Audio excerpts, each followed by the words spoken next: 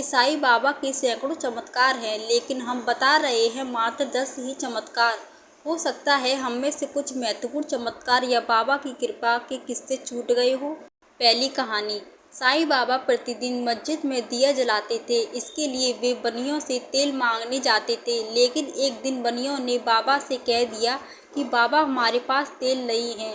तब बाबा वहां से चुपचाप चले गए और मस्जिद जाकर उन्होंने दिए में तेल की जगह पानी डाल दिया और दिया जल पड़ा। यह बात चारों तरफ फैल गई।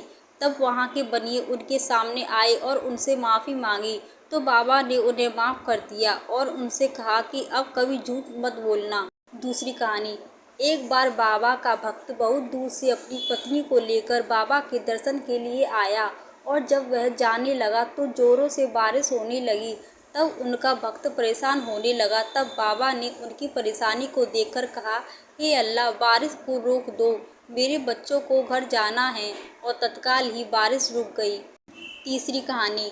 एक बार गांव के एक व्यक्ति की एक बेटी अचानक खेलते हुए वहां के कुएं में गिर गई। लोगों को लगा कि वह डूब रही है। सब वहां दौड़कर गए और देखा कि वह हवा में लटकी हुई है और कोई दृश्य शक्ति पकड़े हुए है।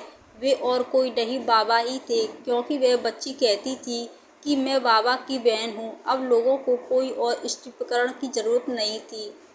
चौथी कहानी। महालसपति के यहाँ जब पुत्र हुआ तो वे उसे बाबा के पास लेकर आए। उसका नामकरण करने के लिए कहने लगे। बाबा ने उसे पुत्र को देखकर महालसपति से कहा कि इसके साथ अधिक आसक्ति मत रखो, सिर्फ 25 वर्ष तक ही इसका ध्यान रखो, इतना ही बहुत है। ये बात महालसपति को तब समझ आई जब उसके पुत्र का 25 वर्ष की आयु में देहांत हो गया। पांचवी कहानी। एक दिन बाबा ने 3 दिन के लिए अपने शरीर को छोड़ने से पहले महालसपति से कहा कि यदि मैं 3 दिन में वापस लौटूं नहीं तो मेरे शरीर को अमुक जगह पर दफना देना। 3 दिन तक तुम्हें मेरे शरीर की रक्षा करनी होगी। धीरे धीरे बाबा की सांस बंद हो गई और शरीर की हलचल भी बंद हो गई। सभी लोगों में खबर फैल गई कि बाबा का देहांत हो गया। डॉक्टर ने भी जांच करके मना किया कि बाबा शांत हो गए। लेकिन महालसपति ने सभी को बाबा से दूर रहने की सलाह दी। उन्होंने कहा कि 3 दिन तक इनके शरीर की रक्षा की जिम्मेदारी मेरी है। गांव में उनको लेकर विवाद हो गया, लेकिन महालसपति ने कहा कि सिर और अपनी गोद में रखकर 3 दिन तक जागरण किया। किसी को बाबा के पावन शरीर को हाथ भी नहीं लगाने दिया। 3 दिन बाद जब बाबा ने वापस शरीर धारण किया तो जैसे चमत्कार हो गया, चारों ओर हर्ष व्याप्त हो गया। छठी कहानी। मुंबई के रहने वाले काका महाजनी का विचार शिरडी में एक सप्ताह ठहरने का था। पहले दिन दर्शन करने के बाद बाबा ने उससे पूछा, तुम कब वापस जाओगे? उन्होंने बाबा के इस प्रश्न का आश्चर्य सा हुआ। तब उन्होंने कहा, जब आप आज्ञा दें। तब बाबा ने कहा, कल ही। यह सुनकर काका महाजनी ने तुरंत शिरडी से प्रस्थान कर लिया। जब वे मुंबई अपने ऑफिस में पहुंची तो उन्होंने अपने सेठ को अति उत्साहपूर्वक प्रतीक्षा करने पाया, क्योंकि मुनीम ने अचानक ही अस्वस्थ हो जाने के कारण काका की उपस्थिति अनिवार्य हो गई थी। सेठ ने काका को बुलाने के लिए एक पत्र लिखा था, जो उनके पते पर वापस लौट आया। सातवीं कहानी। बाबा का जब हाथ जल गया था तो भागोजी शिंदे ही उनके हाथ पर घी मलने और पट्टी लगाने का कार्य करते थे। भागोजी शिंदे कुष्ठ रोगी थे। चांदोरकर जी बाबा के लिए मुंबई से एक डॉक्टर परमानंद को इलाज के लिए लेकर आए थे, लेकिन बाबा ने इनकार कर दिया और वे शिंदे के हाथों घी लगाकर ही ठीक हो गए। आठवीं कहानी।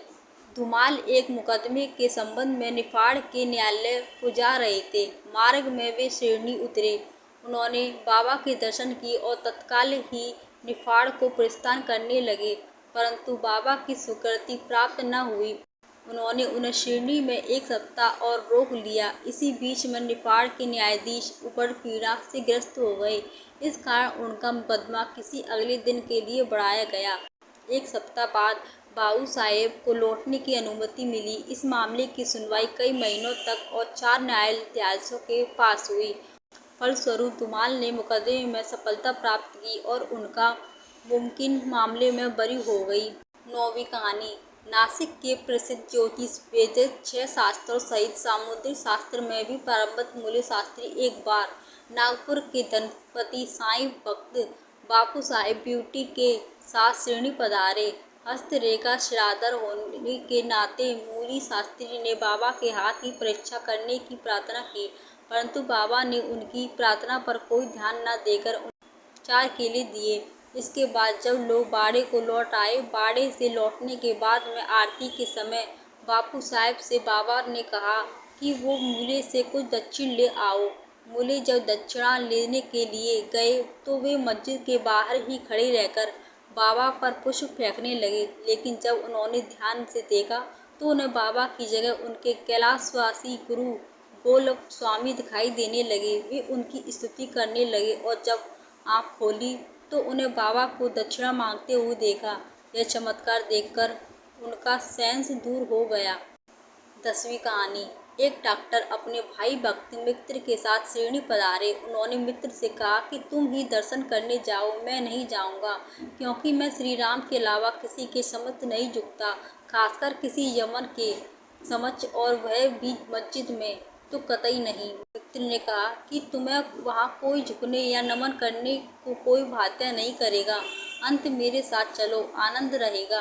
वे शिरडी पहुँचे और बाबा के दर्शन को गए, परंतु डॉक्टर को ही सबसे आगे जाते देख और बाबा की प्रथम चरण वंदना करते देख सबको बड़ा आश्चर्य हुआ। लोगों ने डॉक्टर से पूछा कि क्या हुआ। डॉक्टर ने बतलाया कि बाबा के स्थान पर उन्हें अपने प्रिय इष्ट देव श्री राम के दर्शन हुए और इसलिए उन्होंने नमस्कार किया। जब वे ऐसा कह ही रहे थे तभी उन्हें साईं बाबा का रूप पुनः दिखने लगा। यह देख वे आश्चर्यचकित होकर बोले, क्या यह सपना है? ये यमन कैसे हो सकते हैं? अरे ये तो पूर्ण योग अवतार हैं। बाद में वे डॉक्टर वहीं रुके और उन्होंने अपने परम अनुभूति का अनुभव किया। अगर आपको साईं बाबा की कहानी अच्छी लगी है तो वीडियो को लाइक कीजिए, सब्सक्राइब कीजिए। नमस्कार।